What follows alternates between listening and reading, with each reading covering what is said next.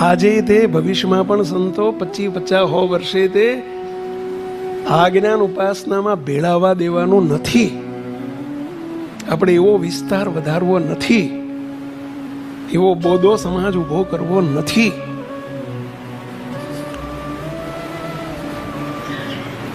બકરાના ટોળા ઉભા નથી કરવા, સિંહ તૈયાર કરવા છે. બોલો, બકરા રહેવું છે કે સિંહ થવું છે?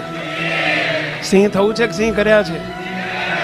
હા, તો બકરાનું સિંહ પછી ખડ ખાય